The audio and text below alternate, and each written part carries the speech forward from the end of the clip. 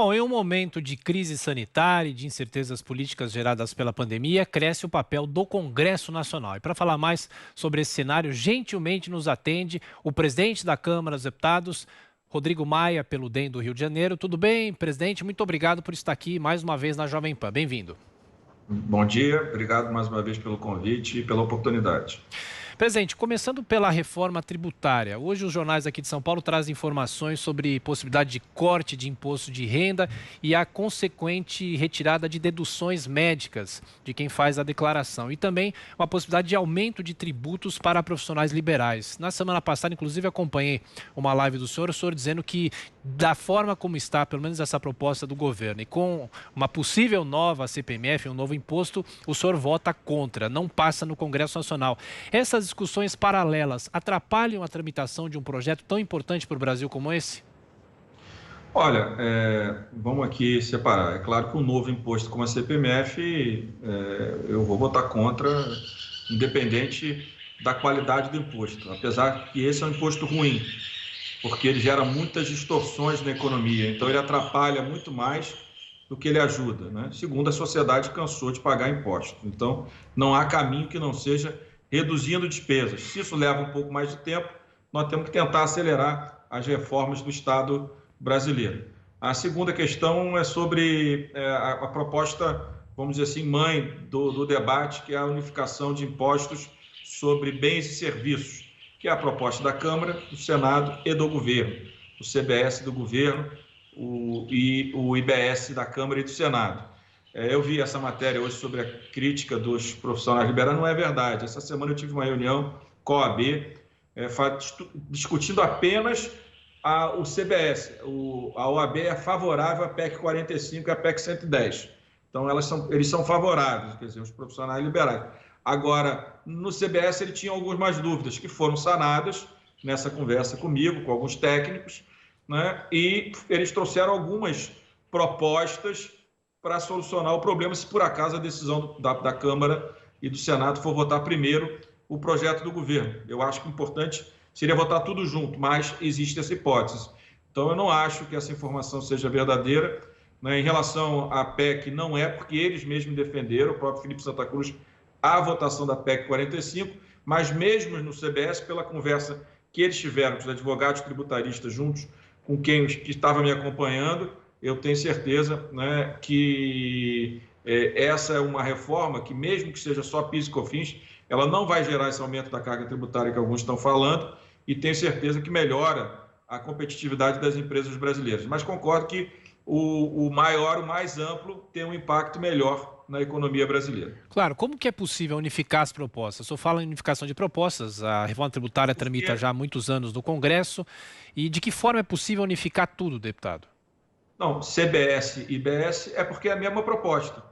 Só que o governo trata apenas do imposto federal e nós tratamos dos impostos federais, municipal e estadual. Então é muito simples unificar. Se tem voto para uma, tem voto para outra. E depois, como o IBS é mais amplo, ele tem tido mais apoios de muitos segmentos. Por exemplo, os governadores querem a inclusão do ICMS. Muitas empresas que têm cadeias mais longas também preferem o IBS. E no caso do setor de serviços, primeiro, do setor de serviços só são atingidos 16% das empresas, porque 84% estão no sistema simples, que não será atingido, né? E desses 16, se tiver alguma distorção, será uma distorção em poucos setores. Nós não vamos ter essa distorção que alguns estão dizendo, como profissionais liberais, outras áreas de serviço. Eu tenho feito, por exemplo, antes da pandemia, a gente fez uma reunião com o setor de academia de ginástica, aquelas poucas que estão fora do Simples, né, que não são muitas, a maior do Brasil, que dizia que ia ter um aumento de impostos na casa de 200 milhões, quando a gente mostrou o que significava o IVA e simulamos o que significava o CBS para eles, ele terá uma queda de pagamento de impostos na ordem de 100 milhões. Então, a grande qualidade da unificação desses 5 impostos é que nós vamos ter uma maior competitividade das empresas brasileiras, da economia brasileira. Isso vai gerar um impacto no crescimento econômico, que vai gerar um impacto no aumento da renda e do emprego e vai automaticamente, com o Brasil crescendo, óbvio, mas sem aumento de carga tributária, vai garantir um aumento de arrecadação de impostos pelo lado positivo, não pelo ciclo vicioso, que é sempre criar novos impostos, novas alíquotas para a sociedade pagar a conta. Presidente da Câmara, Rodrigo Maia, conversando conosco aqui na Jovem Pan. Agora a pergunta de Thaís Oyama. Thaís. Presidente, bom dia. O senhor esteve recentemente no Roda Viva e declarou que o senhor não viu nenhum motivo para aceitar os vários pedidos de impeachment do presidente Bolsonaro que chegaram na sua mesa. O senhor foi muito criticado por causa dessa declaração. E eu queria que o senhor, se pudesse, esclarecer com muita objetividade aqui o seguinte: o senhor de fato não viu nenhum crime de responsabilidade por parte do presidente Bolsonaro quando, por exemplo, ele participou de manifestações que inclusive pediam o fechamento do Congresso, ou então na atuação dele na pandemia do coronavírus, ou o senhor levou em consideração mais o quadro político e a própria existência da pandemia para deixar esse assunto para o seu sucessor? Olha, eu acho que o impeachment é um julgamento político, né? É um julgamento feito pelo parlamento. Todas essas variáveis, elas existem, né? E acho que a gente tem que separar o que é crime comum do que é crime de responsabilidade. E temos que saber separar narrativas, né? Porque o que eu estou dizendo é que dentro daquilo que eu já olhei, né, são muitos, né, eu ainda não vi a motivação para a tomada de uma decisão a favor de um processo de impeachment. Eu também não vou ficar aqui, né, falando coisa diferente apenas porque eu e o presidente Bolsonaro temos apenas uma relação de respeito, mas uma relação de muitas críticas entre partes nos últimos meses, desde o governo dele, mas não é por isso que eu vou usar a presidência da Câmara como esse instrumento. Agora, aqueles que criticam também precisam escolher qual é a verdadeira narrativa, por exemplo, do impeachment da presidente Dilma. Por quê? Ou foi golpe ou não foi golpe, não é isso? Então, se foi golpe, por que eles pressionam tanto pelo impeachment do presidente Jair Bolsonaro? Não é isso? Então, a narrativa precisa ser melhor organizada. Então, de fato, houve crime da presidente Dilma e me cobram a minha decisão, porque na cabeça deles também há crime do presidente Bolsonaro. Então, essa questão está cada vez mais provada que é uma questão política. É um julgamento político e dentro das variáveis para um julgamento político, eu não entendo que eu deva tomar uma decisão agora, né? Principalmente porque alguns que eu já vi, de fato, né, aqueles que eu já vi, eu teria que encaminhar por um indeferimento, e no indeferimento isso ia gerar um debate dentro do plenário, porque tem direito a recurso, e nós deixaríamos de tratar da pandemia como prioridade, sempre por uma decisão política, a prioridade de enfrentamento à pandemia, e que assim nós transformaríamos o plenário da Câmara num conflito político permanente, enquanto nós estamos aí perto de chegar a 100 mil mortos pelo coronavírus no Brasil. Inclusive, presidente, como é que o senhor rebate? Pois não, Thaís.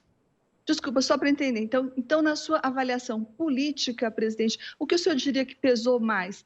A estabilidade política, a sua preocupação com a pandemia ou o fato de os crimes serem algo insuficiente na sua avaliação política? Qual seria o peso desses três elementos? Acho que é uma soma de tudo, e eu sempre disse que não era o momento, eu não iria tratar desse tema nesse momento, né? E acho que nós devemos continuar fazendo o que a Câmara vem fazendo, cuidando dos projetos que de fato podem minimizar os problemas pelo impacto do coronavírus. Eu não sei se o senhor quer rebater, inclusive a ex-presidente Dilma Rousseff afirmou que o senhor dança conforme a música, já que ela sofreu impeachment, e no caso do atual presidente da República não há um processo que vá para frente. Como é que o senhor rebate isso, se é que o senhor quer rebater? Eu votei o impeachment da presidente Dilma com muita convicção, mas não fui eu que deferi o impeachment da presidente Dilma. Ela está com um problema de marco temporal de informação, né? E sem dúvida nenhuma, quando o governo dela vinha muito mal, já sem base de apoio, nas medidas provisórias propostas pelo ministro Joaquim Levy, quem garantiu a aprovação dos projetos dela, e foi muito criticado à época pela oposição, pelo meu partido, pelo PSDB, o Zé Maria sabe disso, modesta parte, fui eu aqui que garanti de 8 a 10 votos, e o governo ganhou por essa margem 2 matérias de reformas, inclusive da própria Previdência, dos cálculos da Previdência do governo. Então, eu não misturo as coisas. Aquilo que tinha de importante no governo da presidente Dilma. Eu votei com o governo, foi muito criticado à época pelos partidos de oposição que eu fazia parte, e votei o impeachment porque eu tinha convicção e tenho convicção que era a decisão correta. E se em algum momento eu tiver a convicção que há crime de responsabilidade e há o ambiente político, eu vou tomar a decisão que eu tiver que tomar se existir esse crime. Mas eu também não vou tomar uma decisão sobre impeachment porque eu estou sendo pressionado por A, por B ou por C. Aliás, no governo do presidente Michel Temer, eu fui muito pressionado em cima das denúncias que a PGR ofereceu, e em nenhum momento eu deixei de cumprir o meu papel institucional de presidente da Câmara, de juiz nesses processos. Agora a pergunta de José Maria Trindade ao presidente da Câmara, Rodrigo Maia. José Maria. Pois é, presidente, eu acho que o presidente da Câmara e do Senado tem que despachar de pronto, o senhor diria não, e aí o plenário, que é a autoridade maior do Congresso, é que definiria. Eu tenho que dizer aqui publicamente que o senhor teve um papel fantástico, muito bom, importantíssimo nos últimos anos aqui no Brasil e orientou muito bem o processo político. Está sofrendo críticas contundentes, naturais, porque faz o contraponto da política, né? É preciso ter isso. E o seu papel foi muito importante. Não será reeleito porque a quarta reeleição, né? Porque a legislação não permite. Mas o senhor tem, hoje, votos para ser reeleito. Eu acreditei desde o início, pelas evidências, de que o senhor não faria uma emenda à Constituição para uma nova reeleição e o senhor tem dito que não será candidato. Mas qual é o cenário? O senhor já tem um candidato? Como é que será a indicação ali para a eleição do futuro presidente da Câmara dos Deputados? Mas, Maria, esse é um processo que é um pouco mais na frente. São muito pré-candidatos. É claro que quando você não tem o próprio presidente candidato, isso acaba gerando uma pulverização maior do processo eleitoral. E essa pulverização ela só vai ser reduzida a partir de dezembro, depois das eleições municipais. Aí eu acho que é a hora da gente discutir o processo. Tem vários nomes colocados, eu já citei vários, todos eles têm legitimidade, aliás, 512 deputados e deputadas têm a legitimidade, e aqueles que estão colocados, pelo menos até o momento, todos me apoiaram, e eu não tenho motivo para ficar contra nenhum deles. Ô, presidente, em relação ao auxílio emergencial, o senhor falou mais cedo sobre o combate à pandemia. O senhor acha que é uma necessidade e o governo fala em prorrogação até o fim do ano? A Câmara apoia essa possibilidade? Não, a gente sabe que vai ter aí ainda um número grande de desempregados, de pessoas sem renda.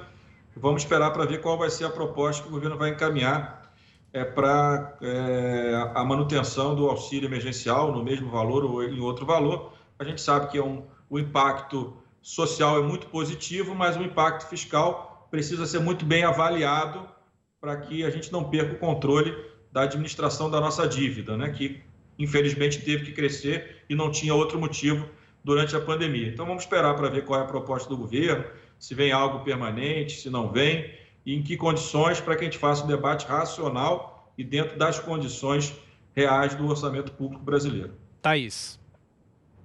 O senhor já disse que é muito cedo para falar da presidência da Câmara, mas eu vou me atrever um pouco mais longe. O senhor já disse que não tem carisma para ser presidente da República ou candidato a presidente. Eu gostaria de saber se o senhor tem, ao menos, vontade, presidente. Eu acho que todo político sempre sonha em chegar à presidência da República ou ao governo do seu estado. É claro que esse sonho, todos aqueles que querem colaborar com o Brasil têm. Eu tenho, mas como eu disse, eu acho que o meu perfil seria um perfil melhor para um ambiente, num outro sistema de governo, mas que a sociedade brasileira ainda não apoia e acho que ainda vai levar muitos anos para defender um sistema parlamentarista que eu acho que ele é mais estável do que o sistema presidencialista. Então, eu acho que eu posso cumprir o papel, acho que aprendi muito ao longo de todos esses anos, mas principalmente à frente da presidência da República. Reconheço que tenho uma liderança dentro da Câmara, em alguns partidos, e acho que posso ajudar a construir um candidato que caminhe aí nesse centro, né? O centro entre essa polarização, que olhe o que considera certo, independente se a ideia vem mais à esquerda ou mais à direita, para que a gente possa ter um Estado brasileiro moderno, com um serviço público de melhor qualidade. Zé Maria. Presidente, a polêmica do momento é sobre esse projeto das fake news, aprovado no Senado Federal. O que eu escuto de líderes é de que o Congresso está mesmo decidido a regulamentar esse setor. É preciso, são os novos veículos de comunicação. Nós aqui estamos regulamentados por normas pesadas, fiscalização, responsabilidades, né? E a concorrência é aberta com esses novos veículos, que são os Ubers da comunicação. O debate é o detalhe, né? É sobre o texto a ser aprovado na Câmara. O senhor diria que será aprovado um texto na Câmara, mesmo que modificado nos próximos dias? Acho que nas próximas semanas. Nós estamos fazendo debate, estamos ouvindo a sociedade, estamos ouvindo todos os lados, né? Não vamos deixar ninguém de fora desse debate de forma nenhuma, mas, de fato, a gente entende que nós precisamos avançar nessa regulamentação, né? E ter regras claras sobre como chegar ao financiador dessas fake news, né? Regras claras de transparência na utilização das redes sociais e, claro, punir as plataformas, né, Zé? Você falou certo. Os meios de comunicação têm regras, né? Todos precisam ter regras. A democracia, a liberdade, ela existe, mas nós não podemos esquecer que nós estamos num Estado democrático de direito, né, que todo processo legal precisa ser respeitado. Então, por exemplo, a Austrália tem feito um debate interessante sobre o que são as plataformas, se elas são mídias tradicionais, se elas não são, mas aí olhando o foco da tributação, entendeu? Então, eu acho que o Brasil vai ter que avançar nesses debates, sim, garantindo toda a liberdade de expressão, mas, né, garantindo também os caminhos para aqueles que usem as plataformas de forma errada, que cometam crime, que possam responder pelos seus crimes. Presidente, rapidamente para terminar, sei que o senhor tem compromisso, falando sobre o momento da pandemia e as pressões para que se ultrapasse teto de gastos, limite de gastos. Sobre a reforma administrativa, o senhor já falou também que não acredita numa aprovação nem mesmo em 2021, porque há muita resistência. De que forma o Brasil vai consertar as contas públicas passada a pandemia?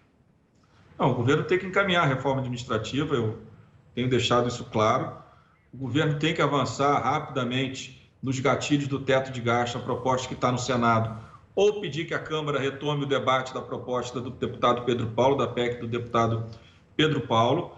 Nós precisamos organizar esses gatilhos, a questão da indexação do orçamento, ter uma reforma administrativa para melhorar a qualidade do serviço público, melhorar a eficiência do serviço público, né, e organizar daqui para frente um Estado que seja mais eficiente, que possa custar menos ao longo dos próximos anos. Essas agendas são urgentes. O que eu disse foi que o governo não me parece que vai mandar esse ano, nem o próximo, mas eu acho que, dada a pandemia, já não é mais uma questão de vontade, é uma questão de necessidade. A gente reafirmar que não vamos mexer no teto de gasto de jeito nenhum, não tem a menor chance de extrapolar o teto de gasto aqui, e a partir daí, né, com essa posição clara do parlamento, eu espero que essa seja a mesma posição do Senado, a gente possa aí sim dizer o seguinte: ou a gente vai discutir as despesas, ou nós não vamos ter solução. O que não dá é para transferir para a sociedade, em todos os momentos, a responsabilidade de resolver o problema da ineficiência do Estado brasileiro. Quer dizer, cria novo imposto, aumenta a alíquota, resolve o problema do Estado. Não, o Estado tem que dar solução. E o Estado que eu digo, o Poder Executivo, o Legislativo e o Judiciário. Nós precisamos compreender, por exemplo, não estou querendo cortar o salário de ninguém, mas daqui para frente, o salário médio hoje do Serviço Federal é o dobro dos seus equivalentes no setor privado. Não é assim nenhuma economia do mundo. Então, nós precisamos reorganizar isso urgente para que a gente possa, de fato, ter um Estado que tenha despesas públicas de melhor qualidade, principalmente saindo de uma pandemia onde a dívida pública vai crescer muito. Presidente da Câmara, Rodrigo Maia, mais uma vez, muito obrigado por atender a Jovem Pan. O senhor é sempre bem-vindo por aqui e até uma próxima entrevista. Um abraço. Muito obrigado.